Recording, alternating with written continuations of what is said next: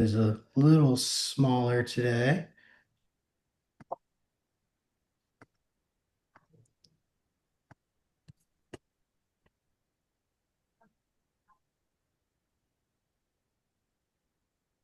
Hello, everybody. Welcome to another hormone happy hour. We were on break last week. I was traveling some, so it's good to be back. How's everybody doing? Looks like we have some new names here, so would love to know where everybody is calling in from. If you want to give us some information on you, who you are, where you're from, if you're in the program, if you're here scoping things out, we'd love to get to know you. I'm going to give it another minute or two and see if we have some more people joining. Looks like we have Minnesota here. Got two, Charlotte's in Minnesota. It's very cool.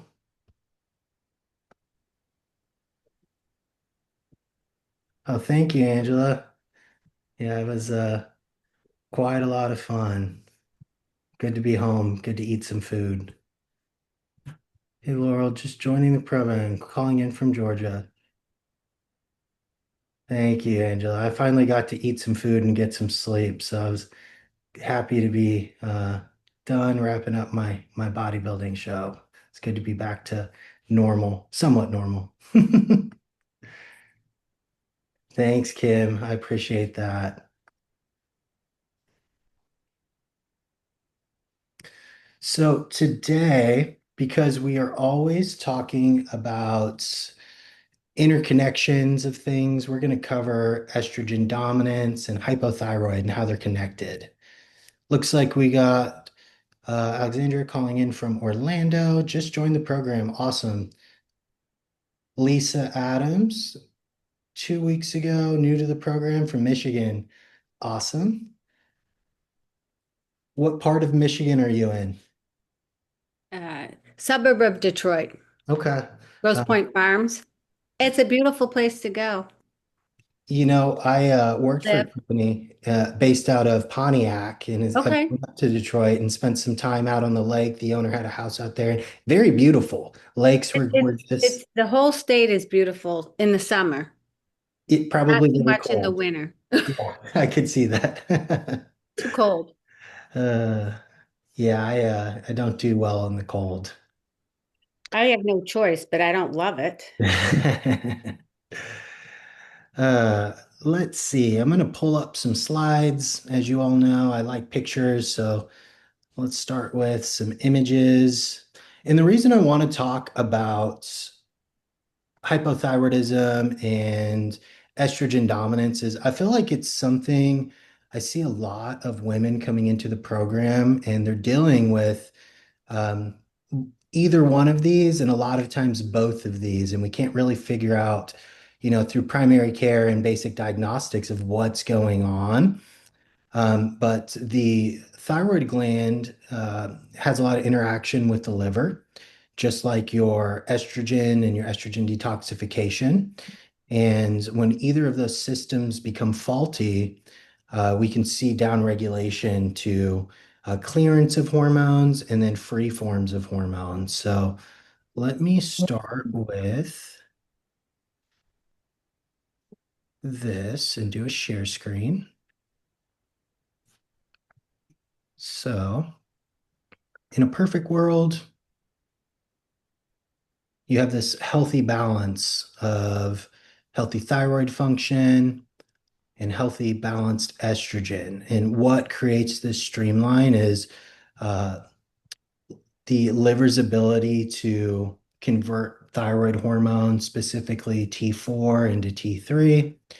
And then your liver is also going to have a direct impact on phase one estrogen metabolism. So, really, what I think about with that is as your ovaries make estrogen, your adrenal glands also make estrogen, and your liver converts it to a third type of estrogen. So, if we have any congestion at that site, it can skew the ratios of your estrogens. For reference, estradiol is going to be your most available and most beneficial estrogen that women make. Us men also make that, but your ovaries produce a lot of estradiol. Now, the adrenal glands make estrone, and then through the liver, your estradiol can turn into estriol. So you have three estrogens, and the liver is going to have direct impact here. So when we think about dysfunctional loops and how this can happen, so say that you have hypothyroidism.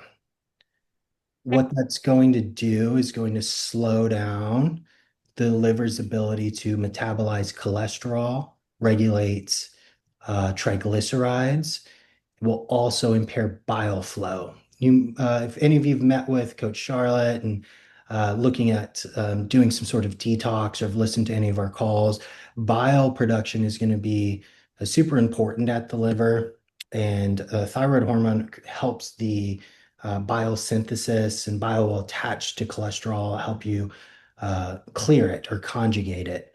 Um, what we can see a lot of times is when thyroid is underactive, we may have impaired bile flow that is a component there, and things can become stagnant in the liver.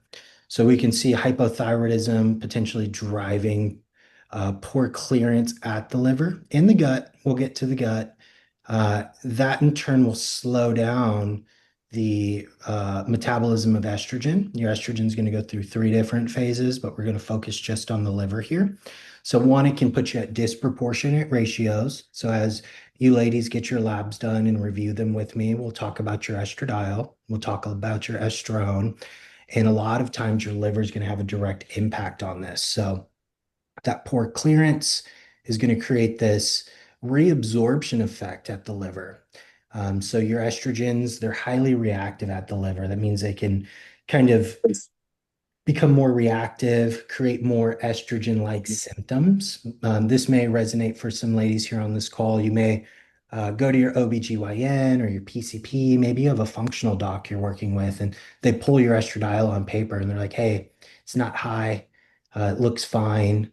There's really nothing wrong. But in theory, we want to look at our thyroid function, and then we want to be able to address the liver, even if ALT and AST, the liver markers on the test are normal, those are not going to give a true indication of what's really happening there. So we do have more sophisticated testings for that, but that's going to impact the estrogen dominance piece. From that estrogen dominance piece, we can come up to this right-hand side.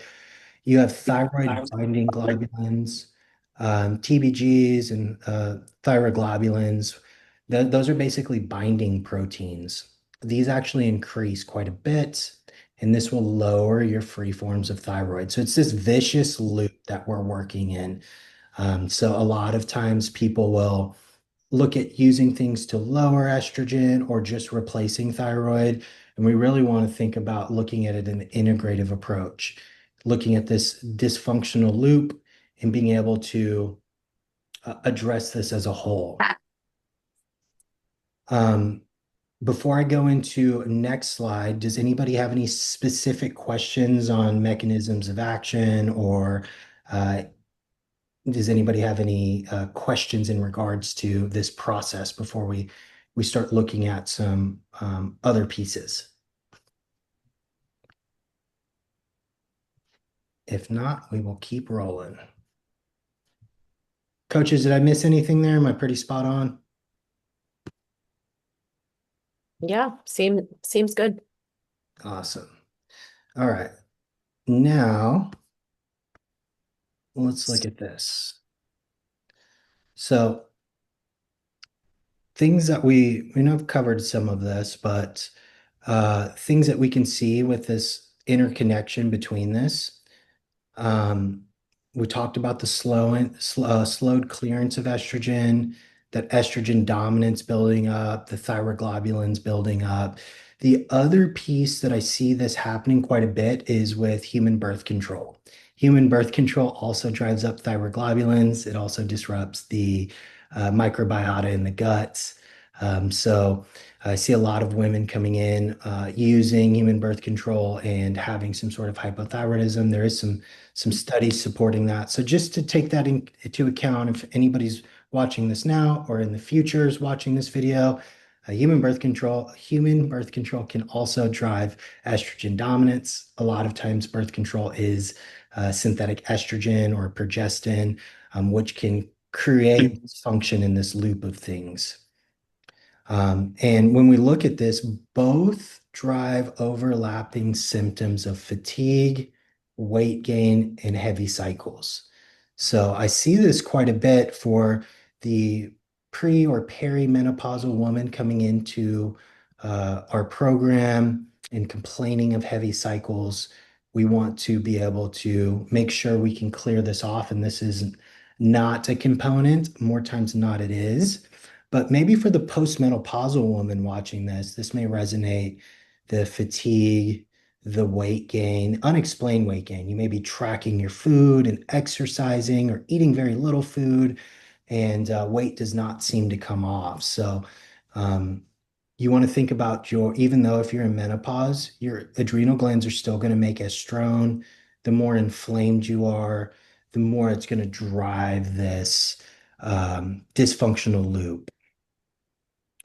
And then getting into hypothyroidism. Oh, got a question. Kim, yeah, I'm excited to meet with you this week. I know that we're going to review your labs. We're going to be able to really unpack some things. So, super excited to meet with you.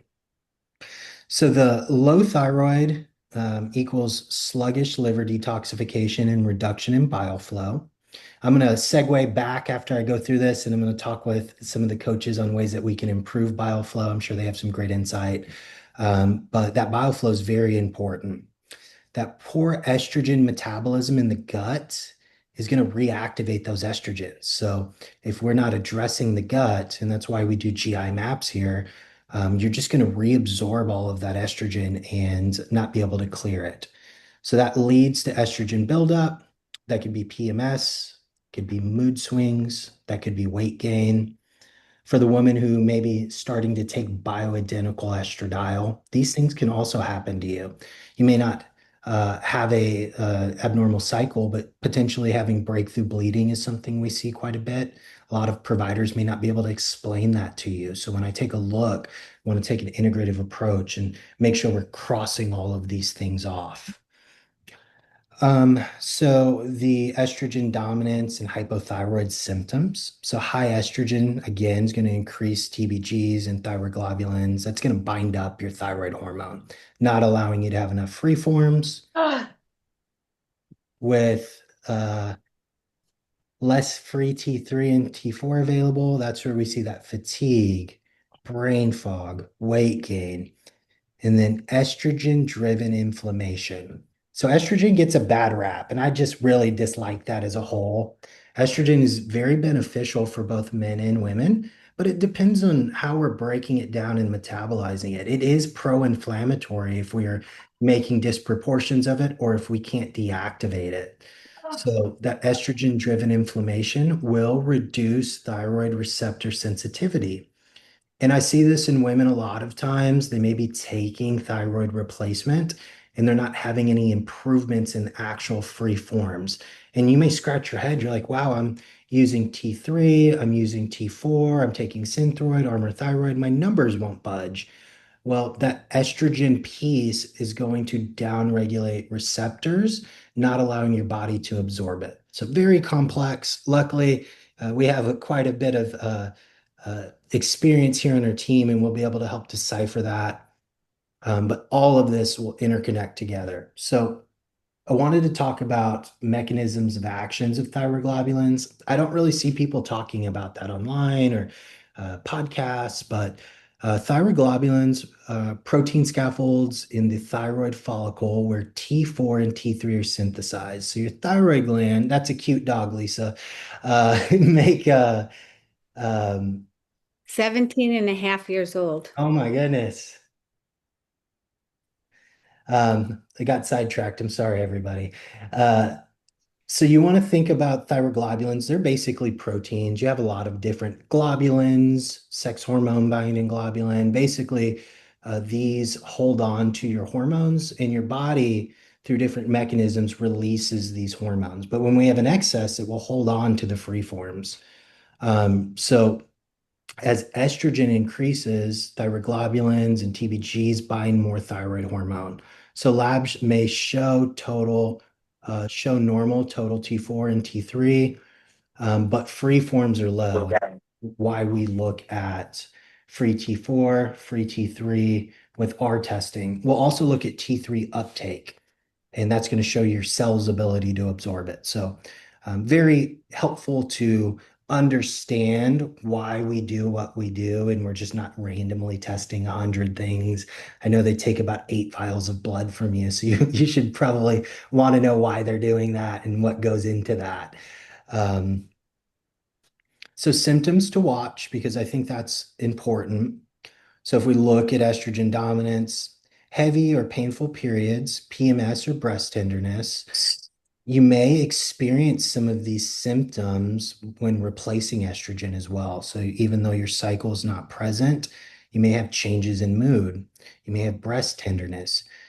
You may have bloating. You may have water retention. I've worked with a couple women here at this program, and they've increased their estradiol. And I was speaking with someone about 2 weeks ago, and she's like, Justin, I feel like my cup size has increased, like a full cup. And why is that? And it's your body's ability to not be able to regulate those hormones.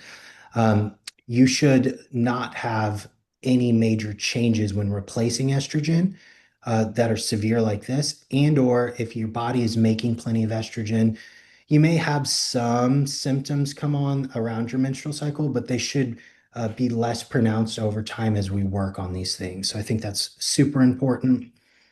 The other piece is that hypothyroid piece.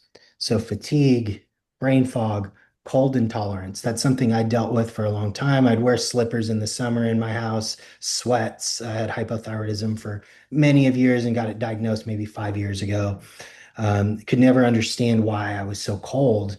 Um, I think other things that I forgot to list here is the inability to sweat. I don't know if that resonates with anybody, but I could like do a really hard workout and not sweat. I'd be working out with a friend of mine and he would be dripping in sweat. It'd be hot in the gym, and that never really made sense to me, but you're going to have a direct impact on basal metabolic rates, temperature, heart rate.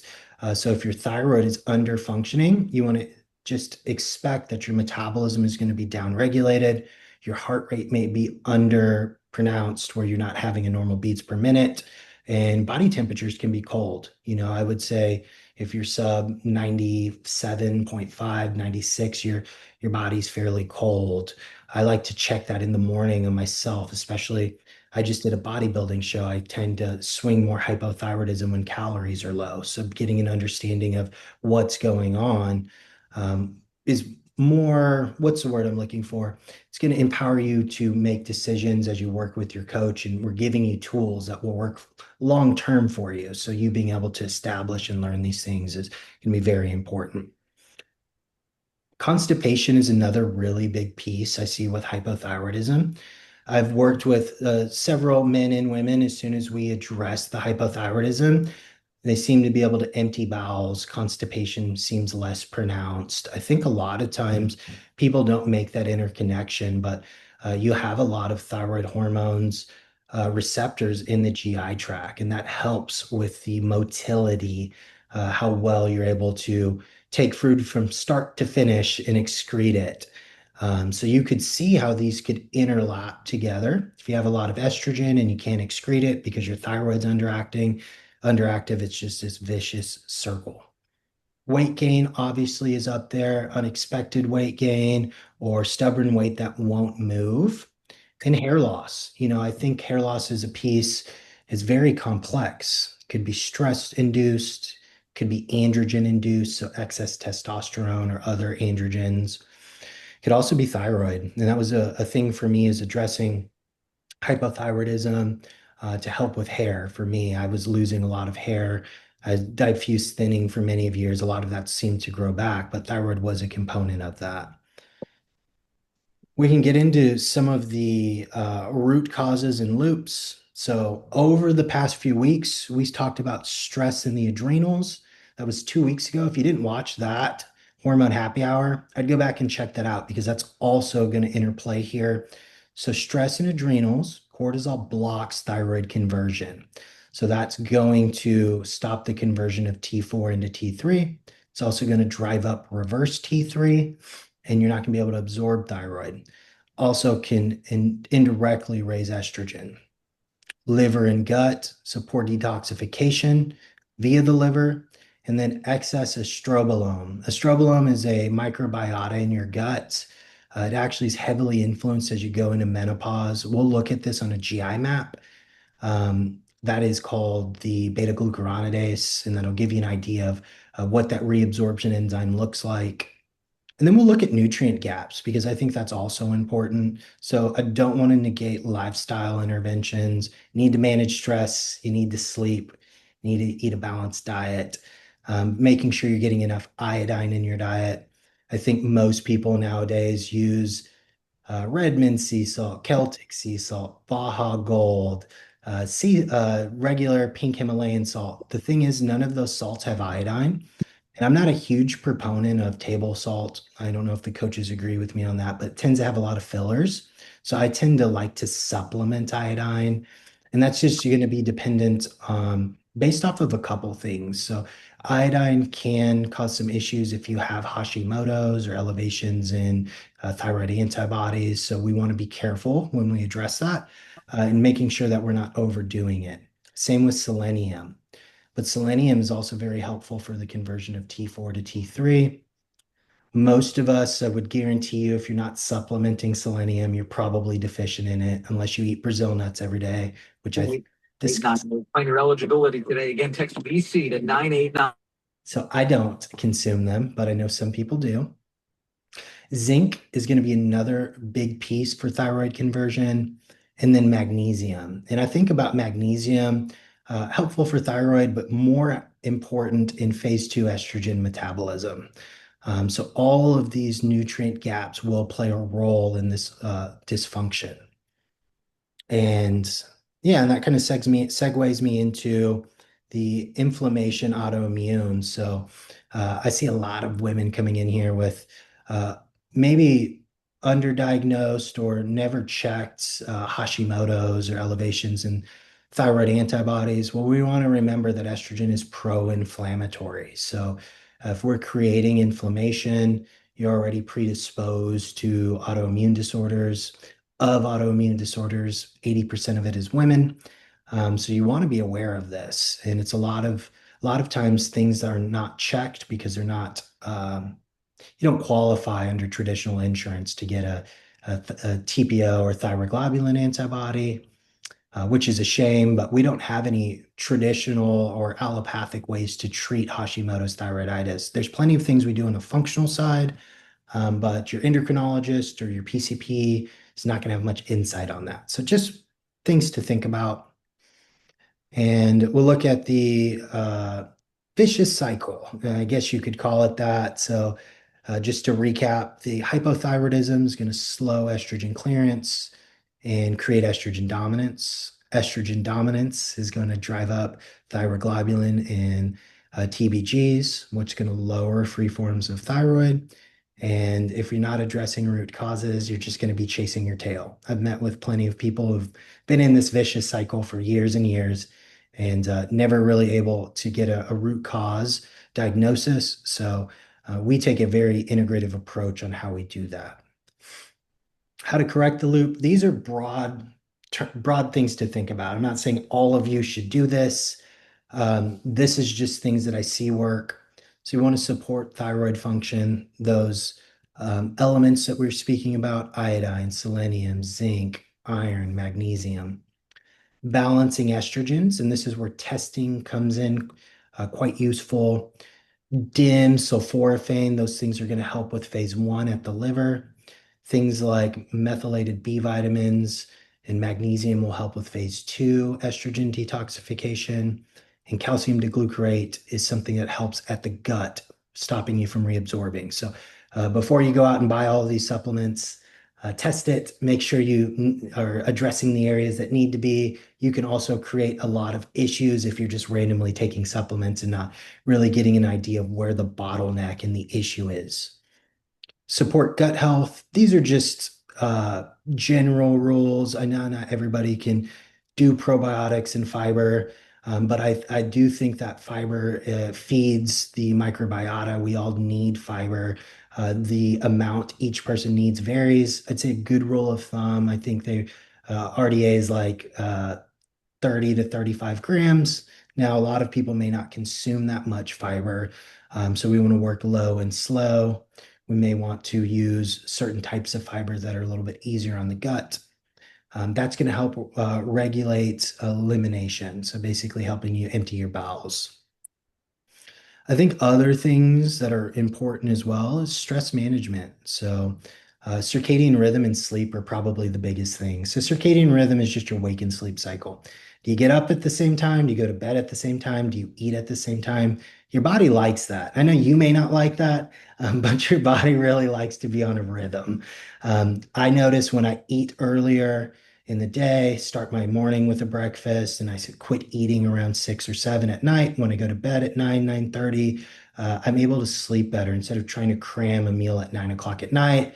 Then my stomach's full and I'm trying to digest, and it's just not a good scenario. So when I think about circadian rhythm, you want to think about food, wake and sleep cycles, caffeine consumption, which I like caffeine probably more than most people, but I know I can't overconsume caffeine. So I have a healthy amount of caffeine every day, but I finish about 11 o'clock because I know that half-life of caffeine is quite long. That's going to improve my sleep cycle, improving my circadian rhythm. And then we can get into adaptogens. I didn't want to go too in depth on that because it's going to be dependent on what you need. We will be able to test that and see what times of the day you may be under or over producing cortisol, and we'll be able to give recommendations to manage that and reduce estrogen load. I think this is a big piece. So I would say the biggest thing I see helping with reducing estrogenic load, if you consume alcohol, I know it's hard for a lot of people to not drink, but drinking alcohol is pro-inflammatory. It is estrogenic. It can create a lot of issues in the gut. It can create a lot of issues with your stress and nervous response.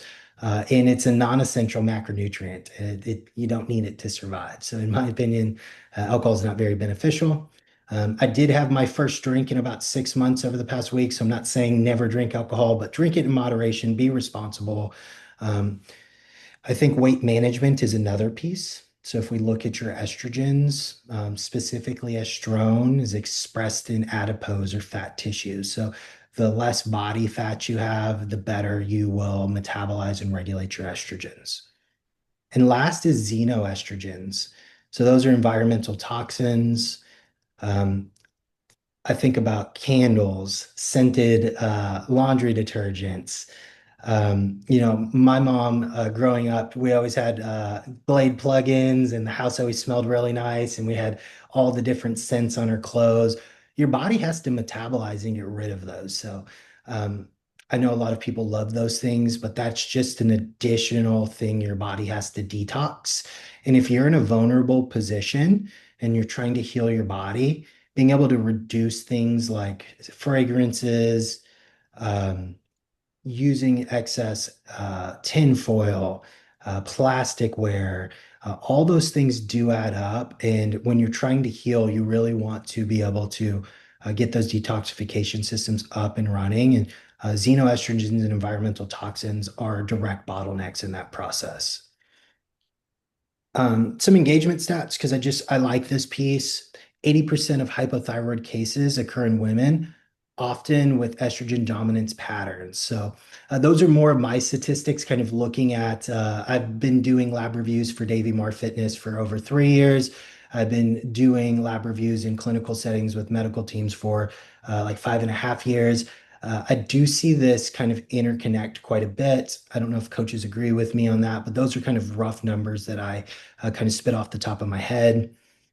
Women with hypothyroidism are 2 to 3 times more likely to have heavy menstrual bleeding.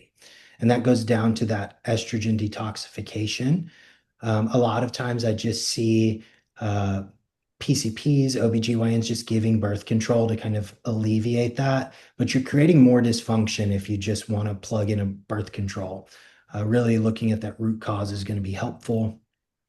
Estrogen dominance cases can increase TBG by 30 to 50%. So lowering free forms of thyroid hormone. So just think about that. You know, if you are hypothyroidism, don't neglect your estrogen metabolism, your estrogen patterns, because it all is interconnected.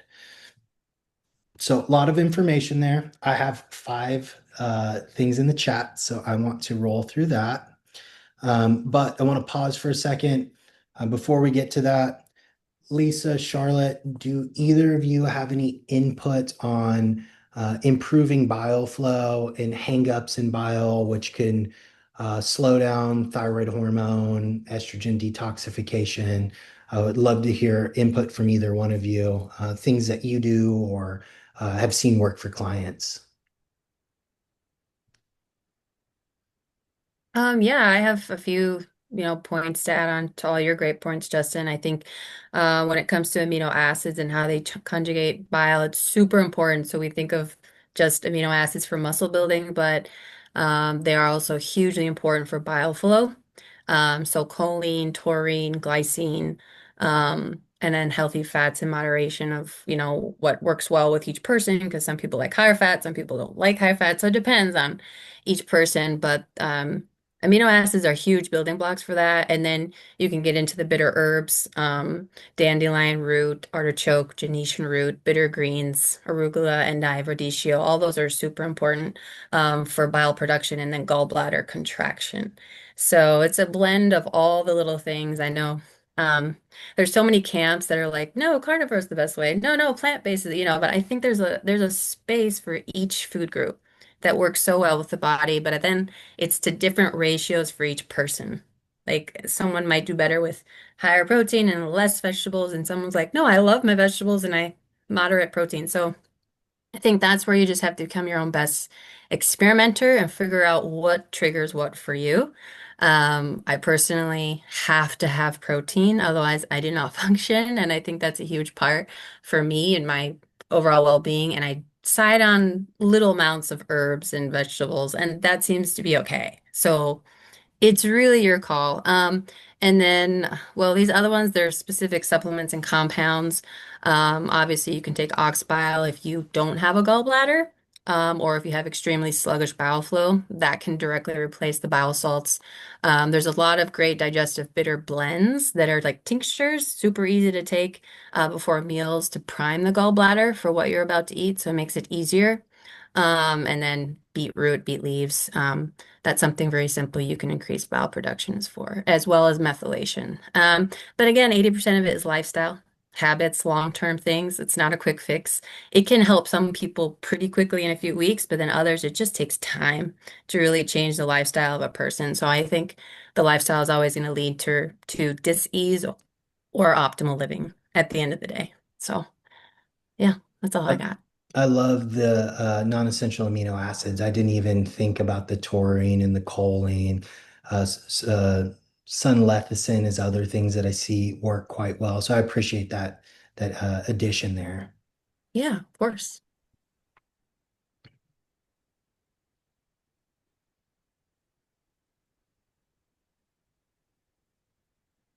Let's see. So Lisa Adams dropped something here in our chat. Do adrenal glands produce estrogen? If I have no adrenal function, no cortisol or aldosterone? Yes. So that's a good point. So your adrenal glands are going to produce things like DHEA, which is a precursor to testosterone. You're also going to have some function of estrone being produced at the adrenal gland. So if someone has low cortisol or no cortisol or aldosterone, it's going to have a direct impact on your sex hormones.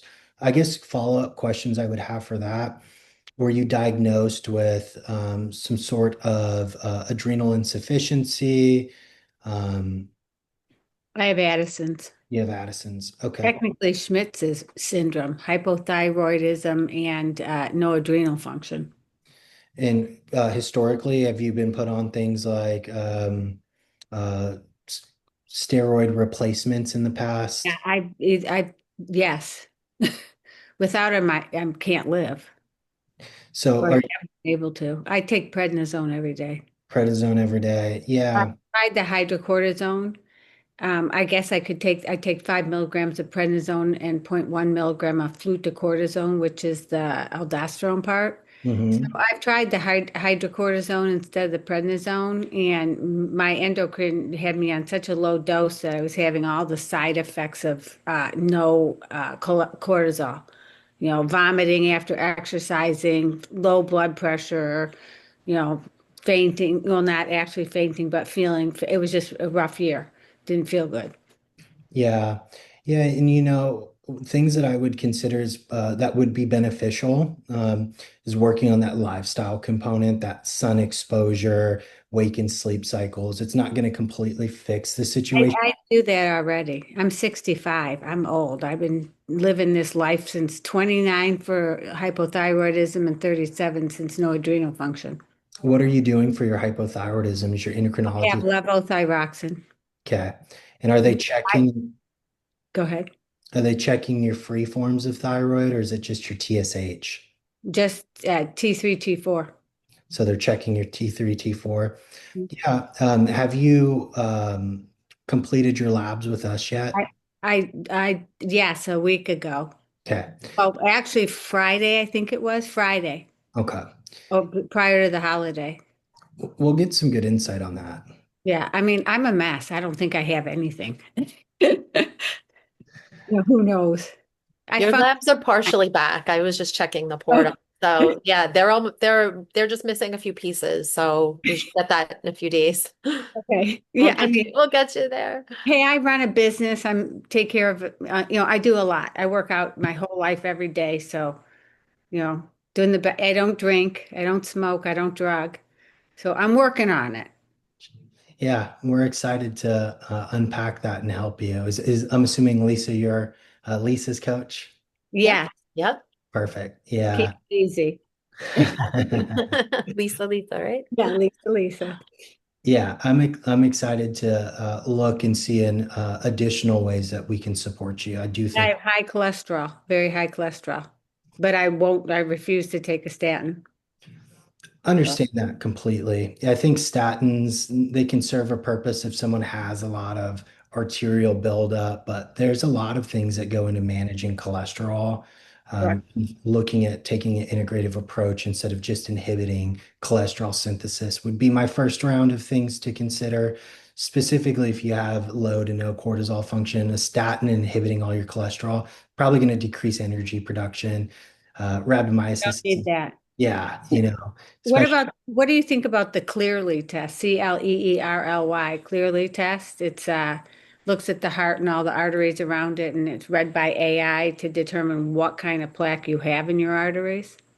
Yeah, I'm not as well versed in that specific test, more traditional CTs. That sounds very interesting. It's I something, had a CT scan. Every single one of my arteries was clear except for it was a 49 on my left and descending uh, my widowmaker, which is still low. yeah, I think that's probably better served to see if you need some sort of statin medication is if there is actual buildup. I've had plenty of people come through this program. It's like, I decided not to go on the statin because I don't have any issues. There's no buildup around any arteries, and that makes a lot more sense. Just because cholesterol is elevated doesn't mean that you're going to have issues with plaque buildup. It's just dependent on the person, inflammation status, what else is going on in the cardiovascular system. I think those are big determinants on if you're going to have buildup in your arteries. Yeah, I mean, so I'll wait and see what you all say and go from there. Yeah, we're happy to have you and we're excited to do this with you. It's been a lot of work. I'm not going to kid you. I've never cooked so much in my life. Uh, yeah, You're doing good so far. She shows me her meals in the in the chat, and she's been doing so good so far. Well, thank you. Yeah. Hey, it's been crazy. I'm going out of town tomorrow, so it's going to be a little missing. Uh, well, thank you so much for sharing that information with us, Lisa. I really appreciate it. I love having engaging conversations here on this call. Me too. Thank you. Absolutely. I have a question here from Heather. When taking blood work for hormones, do you suggest taking it at a certain point in a woman's cycle? Yes, good question. So for a cycling female, days 19 through 21 would be our recommended time frame, sometime in that luteal phase. And if your cycle is abnormal, using some sort of app like Flow would give you indication of potentially where you are in that cycle. I know it's not always clear cut for every woman, but really why we want to see that is we're talking so much about estrogen on this call. We also want to get an idea of what your progesterone looks like at that time. A lot of people will talk about estrogen to progesterone ratio. I think there is some merit to that. I think it's a little bit more complex, but potentially getting an idea of how much estradiol, estrone is in the blood, and then how much progesterone is circulating. What I see just probably across the board with most women is just very low levels of progesterone.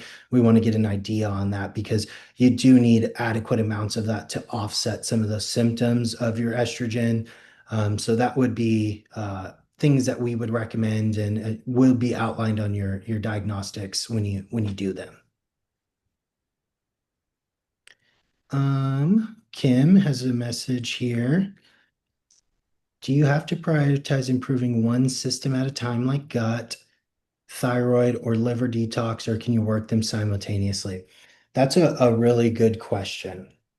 So let me think on that. So things that I would consider, because they're all interconnected, I personally think GI tract is going to be very important because that's the end fate of a lot of these things. So I personally, when working with clients with dysfunction with detoxification, hypothyroidism.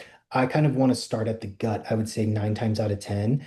That doesn't mean that if you're severely hypothyroid, that we wouldn't recommend doing thyroid medication. I would say if someone is on board for that, provider agrees that's a good stance to take. I think that especially in the case of constipation, being able to upregulate thyroid hormone may help with motility. That's just my personal thoughts on that. So I probably would spend more time working on the guts, working on the liver, and then kind of working backwards with thyroid. Say someone doesn't want to replace thyroid hormone. We really do want to address those other areas because those potentially are bottlenecks of why your thyroid's not working efficiently. I think it's going to depend on the stance of the client. And that's what I really like about our partnership with First Optimal integration of medication is you're going to have a say versus just going in and be like, hey, you're going to do this. And that's the end of it is like, hey, I want to advocate for myself. I think I need to do this, get the doctor's insight on that, and then coming up with a plan that works. I wish I could give you a clear-cut answer of like, hey, just do this. But it just depends on the severity. Like, how bad is the GI? If the GI is a nightmare, replacing hormones may be more problematic, specifically giving you estrogen. If we have a bunch of bacterial overgrowth and we have a lot of beta glucuronidase, that may just create more dysfunction for you, and you're not going to be happy with us. So it's going to really depend on what's going on. And then your follow-up, do you receive GI maps prior to lab review? So I have the ability to pull and look at all GI maps. Ashley does review all the GI maps, but depending on the client, if they want me to look at that in conjunction with blood serum, I will, because it's going to be an integrative piece. So it just depends on who you see first. Say Ashley sends something out, I will usually ask for that in our meeting to have you forward me that email. I'll review it and then we'll correlate that with blood work.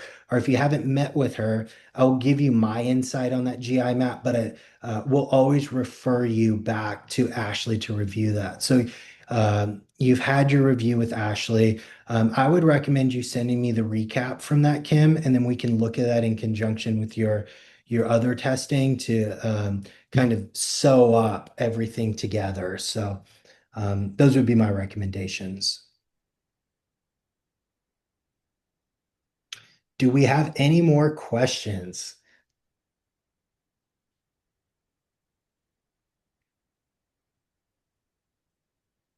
Awesome. Thank you, Kim. Well, as every week, we have a couple minutes left.